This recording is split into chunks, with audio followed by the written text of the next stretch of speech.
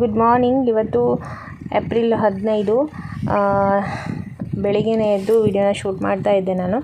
ಹಾಗೆ ಇವತ್ತು ನಮ್ಮ ಮನೆಗೆ ಪೃಥ್ವಿ ಮತ್ತು ಅಮ್ಮ ಎಲ್ಲರೂ ಬಂದರು. ಅಂದರೆ ನಿನ್ನೆ ನೈಟ್ ಬಂದಿದ್ದರು. ಟಿಫನ್ ಮಾಡ್ತಾಯಿದ್ದಾರೆ ಅಮ್ಮ.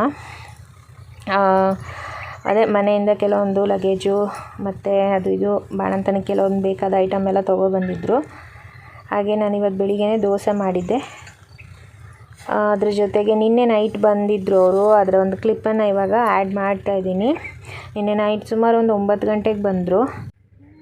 ಭಟ್ಕಳ ಟು ಚಿಕ್ಕಮಗಳೂರು ಸುಮಾರು ಲಾಂಗ್ ಜರ್ನಿ ಆಗುತ್ತೆ. ಸೊ ಎಲ್ಲರಿಗೂ ಟಯರ್ಡ್ ಆಗಿತ್ತು.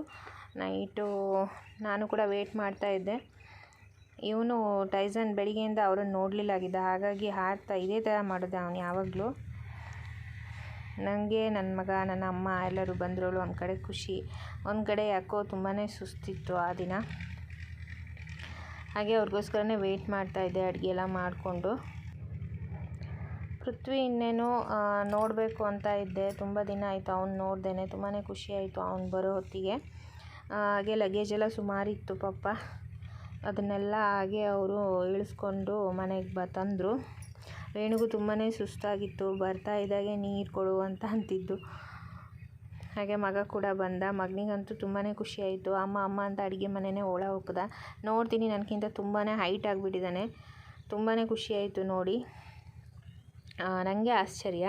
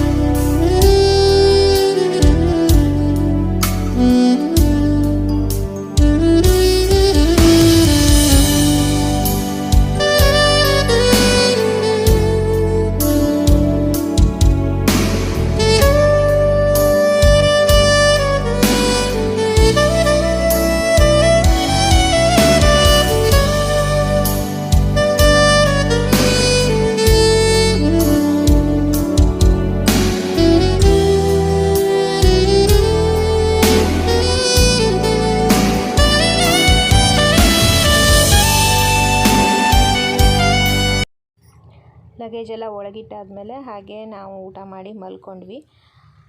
ತುಂಬಾ ಎಲ್ಲರಿಗೂ ಸುಸ್ತಾಗಿತ್ತು. ಮತ್ತು ಕರೆಂಟ್ ಬೇರೆ ಇಲ್ಲ ಮಳೆ ಬಂದ ತಕ್ಷಣವೇ. ಅದಕ್ಕೆ ನಿನ್ನೆದೊಂದು ಸ್ವಲ್ಪ ಕ್ಲಿಪ್ಪನ್ನು ಆ್ಯಡ್ ಮಾಡಿದೆ. ಇದು ಇವತ್ತು ಅವರಿಗೆ ಬಟ್ಟೆನೆಲ್ಲ ಇಟ್ಕೋಬೇಕಲ್ವ, ಅವ್ರ ಲಗೇಜು ಅದು ಇದೆಲ್ಲ ಇತ್ತು. ಸೊ ಅದನ್ನೆಲ್ಲ ಇಡಲಿಕ್ಕೆ ನಾನು ಇಲ್ಲಿ ಜಾಗ ಮಾಡಿ ಎಲ್ಲ ಕ್ಲೀನ್ ಮಾಡ್ತಾಯಿದ್ದೆ ರೂಮನ್ನೆಲ್ಲ.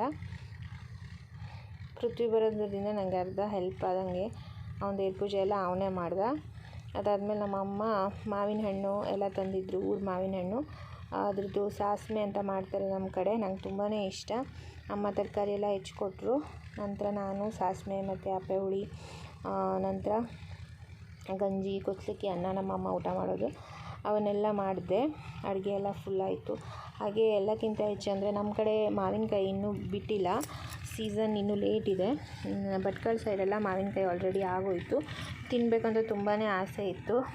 ಅಮ್ಮ ಕಟ್ ಮಾಡ್ತಾ ಇದ್ದಂಗೆ ಒಂದು ಪೀಸನ್ನು ತೊಗೊಂಡು ನಾನು ತಿಂತಾಯಿದ್ದೆ. ನನ್ನ ಮಗ ವಿಡಿಯೋ ಶೂಟ್ ಮಾಡ್ತಾಯಿದ್ದ. ಮತ್ತು ನನ್ನ ತಮ್ಮನ ಹೆಂಡತಿ ಲಾಡು ಮತ್ತು ಹೋಳಿಗೆ ಎಲ್ಲ ಮಾಡಿ ಕಳಿಸಿದ್ಲು, ಅದನ್ನು ತಿಂದ್ವಿ. ಮಾವಿನ ಸಾಸ್ಮೆ ಈ ಥರ ನಾವು ಸಿಪ್ಪೆನ ಸುಲಿದ್ಬಿಟ್ಟು ನಂತರ ಅದನ್ನು ಬೆಲ್ಲ ಹಾಕಿ ಸ್ವಲ್ಪ ಬೇಯಿಸಿ, ಮತ್ತು ಇದಕ್ಕೆ ಕಾಯಿ, ಒಣಮೆಣಸು, ಜೀರಿಗೆ, ಕೊತ್ತಂಬರಿ ಇಷ್ಟು ಹಾಕಿಬಿಟ್ಟು ಅದನ್ನು ಬೀಸಿಬಿಟ್ಟು ಮಸಾಲೆನ ಹಾಕಿ ನಂತರ ಕುದಿಸ್ತೀವಿ. ನಂತರ ಅದಕ್ಕೆ ಬೆಳ್ಳುಳ್ಳಿದು ಇದು ಬೇವಿನ ಎಲೆದು ಒಗ್ಗರಣೆ ಕೊಡ್ತೀವಿ. ತುಂಬ ಚೆನ್ನಾಗಿರುತ್ತಿದ್ದು ಊಟ ಜೊತೆಗೆ ನೆಂಚ್ಕೊಂಡು ತಿನ್ನಲಿಕ್ಕೆ. ಹಾಗೆ ನಾನು ಮತ್ತು ನಮ್ಮಮ್ಮ ಎಲ್ಲರೂ ಊಟ ಮಾಡಿದ್ರು.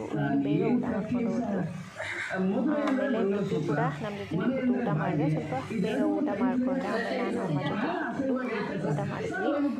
ನಂತರ ಸಂಜೆ ಟೈಮು ಪೃಥ್ವಿ ನಾನು ಚೆಂಡು ಹೂವು ಕೊಯ್ಲಿಕ್ಕೆ ಹೋದ್ವಿ. ಸಿಕ್ಕಾಪಟ್ಟೆ ಸೊಳ್ಳೆ ಇತ್ತು. ಪೃಥ್ವಿಗೆಲ್ಲನೂ ರೂಢಿ ತಪ್ಪೋಗಿದೆ. ಸೊ ಹೀಗೆ ಅಮ್ಮ ಪೃಥ್ವಿ ಜೊತೆ ಇವತ್ತಿನ ದಿನನ ನಾನು ಕಳೆದಿದ್ದು. ಸೊ ನೆಕ್ಸ್ಟ್ ವ್ಲಾಗಲ್ಲಿ ಸಿಗ್ತೀನಿ ಮತ್ತೆ. Thank you for watching. Bye bye.